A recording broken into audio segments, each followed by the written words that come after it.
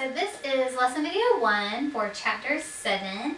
And so chapter 7, we cover the whole chapter, and it is all about human population change and how that affects the environment. We've been talking about it since day 1.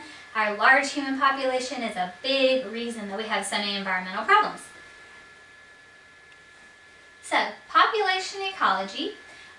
Population, first of all, as we talked about all the way back in chapter 6, are individuals of a particular species living in a defined area.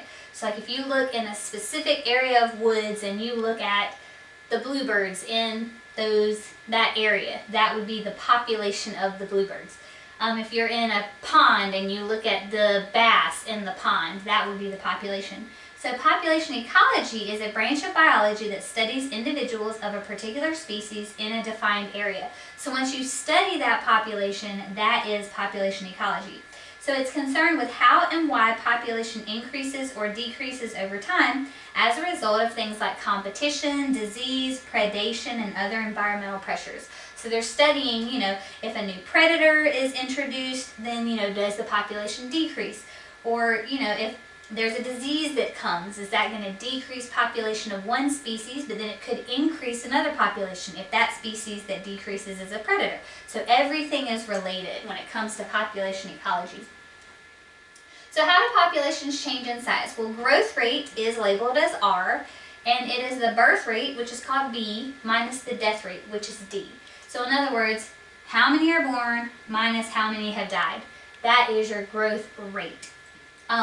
But it's not as easy, especially when we're dealing with humans, as just saying birth minus death if you're talking about a specific country.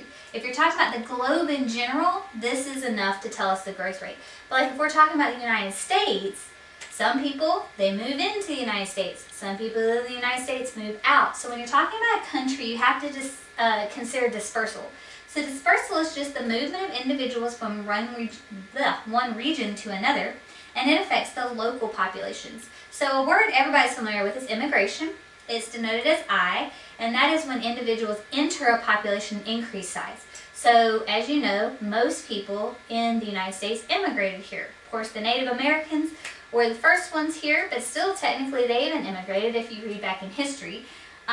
And so most people are familiar with the I immigration. That is when someone enters a country. But immigration, when it starts with an E and then only has one M, that's not confusing for spelling at all. And like I said, it starts with an E, is when individuals leave a population and decrease its size. So if someone from Spain moves into the United States, I immigrated into the United States, but they immigrated from Spain. So they left Spain, so they would count as the E immigration to Spain, but they came to America, and they increased our population size, so they would count as an I immigrant in America. I know, it's slightly confusing. So in humans, birth rate, like I said, is B, and it's expressed as number of births per 1,000 people per year.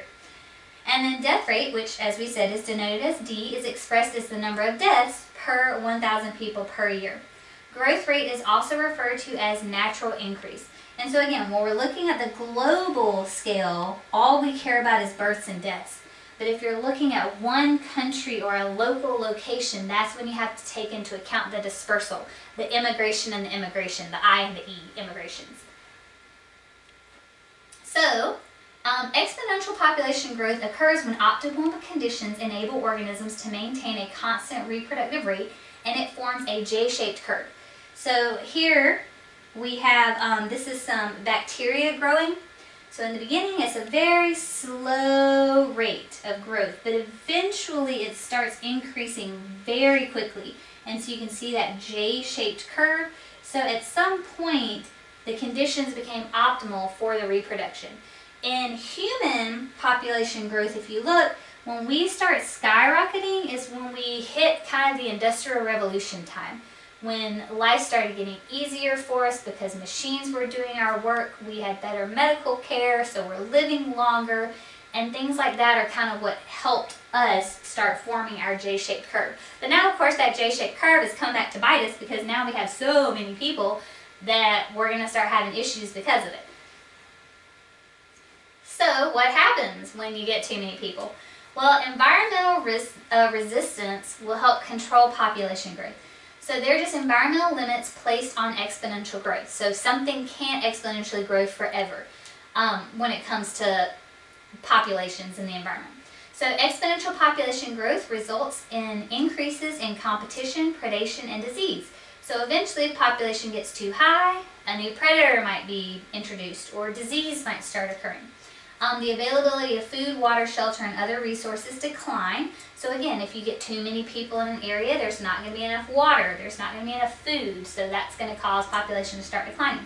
Environmental resistance increases as population grows. So if water is already scarce, the more people you keep introducing to the population, the scarcer the water gets. And then over time, environmental resistance may reduce population growth to near zero. So it'll kind of slow that growth down eventually into where it kind of stabilizes. So carrying capacity is just considered the largest population a particular environment can support long term if there are no changes in that environment. Carrying capacity changes in response to environmental changes, and at carrying capacity, growth rate is nearly zero as population size levels off. Once you graph that carrying capacity growth rate, you end up with an S-shaped curve.